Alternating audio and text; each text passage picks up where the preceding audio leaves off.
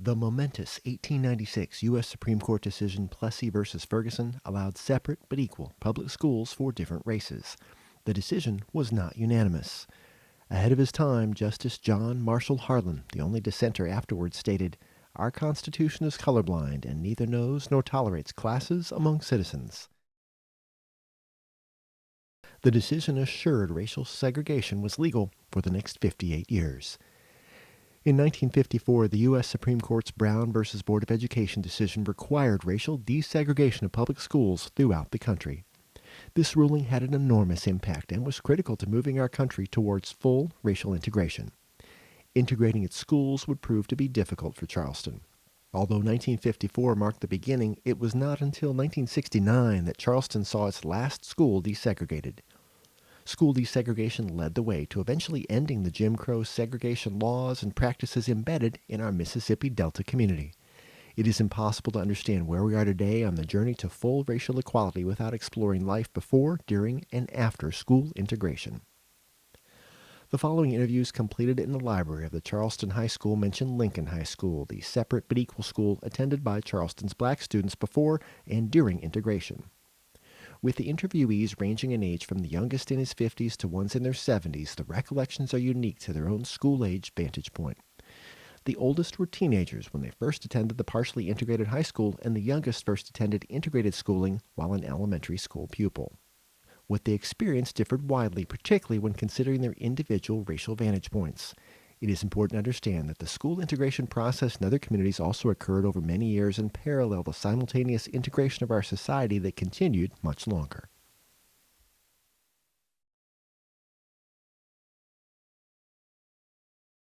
In Charleston, we had Charleston, but as a African American person, we had our private community and the Caucasian white people had their community. So what did we go around? You can use the railroad tracks as a divide. Blacks were always on the other side of the railroad track. And that was our community, not the west side or the east side. That was just our community. Brick building with a steeple at the top, real long. You had doors on that end, doors here, doors there. You had many entrances and arteries to go in and out. But at each door there was a teacher.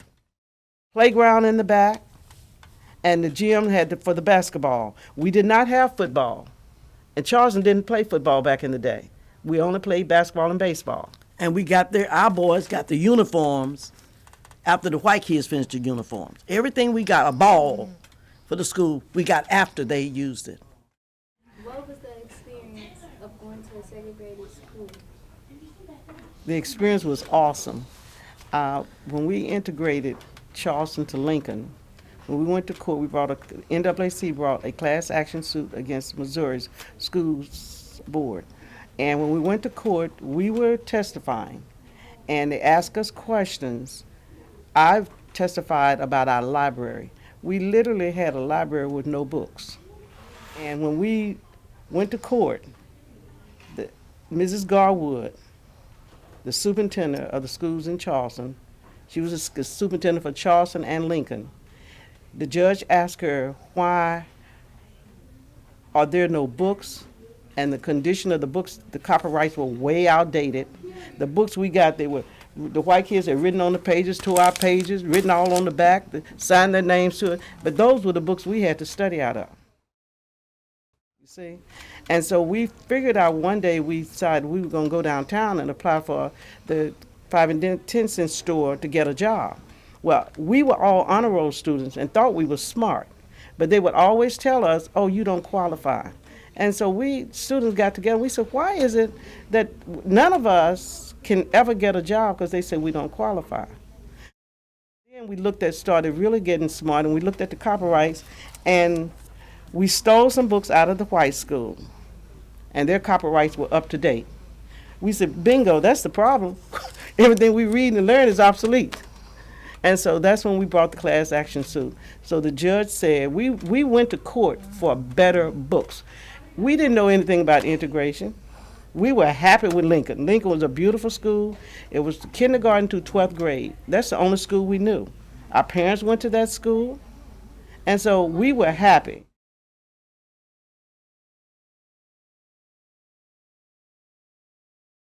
The schools were integrated when I was in high school, so that's a pretty big deal.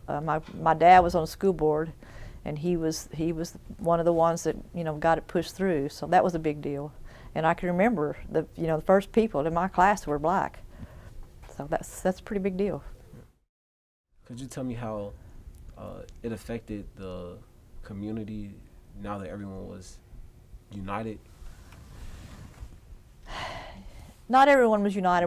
One thing that was in Charleston's favor was that we had just a wonderful football team and a wonderful basketball team, and so they didn't care what color you were, like if you were good on those teams, And so we were fairly united in that, and but I do remember my dad was on the school board, and there was a Helen Curran. She was on the school board, and she would come out to the house, and my dad and she would talk about what was going to happen about integration and stuff. And we had to leave the room because she talked so rough. My dad wouldn't let us stay in the room. But she was a champion, and she did the right thing, and they got it through. But I can remember my first friend that was black in high school. I think I was about a junior, and she was a freshman. Annie Berner. We was the best friends, But I'd never gone to school with black people. No, but at first there were only just a handful. There weren't that many. It wasn't like that we all got together all at once. They just every year was a little bit more integrated. So. And no one told us that this was going to be this devastating. And when they started pulling our black kids out and putting them over here, the word on the street was, they can come over here, but we're not going to teach them. And this is what really confused us and made us upset, because we were not welcome, but we were forced to go. But the judge made the decision. He said to Mrs. Garwood, why are they reading out of books that are this old? And she said, we could not afford 2 first-grade schools, so we gave the white kids the best school and the books, and the black kids got them afterwards. The judge made a decision right then. He said, well, let's do it this way. Let's put them all under one roof and let them go to school together. I'm so pleased because in the beginning, the students did not get along. They truly did not get along.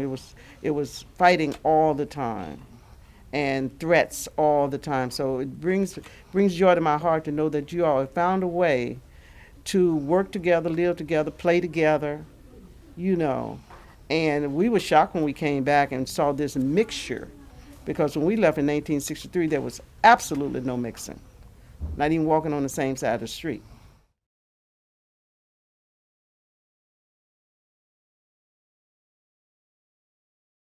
I think we integrated when I was in the first grade. That's when the first black was, in one of my classes. By the time junior high school, is when full-blown integration came about. How did I feel? Mm-hmm. Same as everybody else, Surprised, shocked? Yeah, I was surprised. I remember, I said, there was a black child in my first grade class. My mother pulled up to drop me off at school, and one of my classmates ran out and told me. And it was not something that we expected. It just, it was done, and here it is. And there were no problems. So do you remember how how did the black student act? I'll never forget the look on her face. She was terrified. She was scared. She was terrified. She back with her back to the wall. And I don't think she wanted to be there at all. And she. Matter of fact, I know she didn't from her appearances. Well, when I was in high school, there was a lot of racial discord, a lot. And, the fact that they'd cancel football games, afraid of breakout of violence, things like that. Put the school into lockdown more or less. 5 years after I was gone, that seemed to me, of course, I wasn't here 5 years after I graduated, but from the outward appearances, it seemed to me that had mostly gone away. I can remember back in the 70s when we had a sit-out. And what that consisted of, all of the African-American kids, parents, churches, they all got together and came up and said, we're not going back to school. until conditions get better. You got to remember now, we was just in a situation where we just got integrated. So it was still a transitional period going on. And so we as little kids, we used to march for a better school situation. And because of course we had Lincoln High School and elementary, and then we had the Charleston. So all of the African Americans went to Lincoln, and then all of the whites went to Charleston R1 school district, which Lincoln was part of Charleston R1 school district. But what it was a situation where when they integrated, it was still some stuff left over as far as us not coming together. And so when that occurred, it was a sit out, and they negotiated kind of the same way that Whitfield did with the sharecropper situation. Things got a little better, and that was a struggle that we had to go through to get. And back then we had a strong NAACP. We had strong churches that stuck together, and so because they had been taught that by the sharecropper strike, they understood what a struggle was and how to overcome those struggles. So they united, and here we are. Imagine just for a moment what our world would look like today if our schools and community had not made the difficult transition from a segregated society towards an integrated one.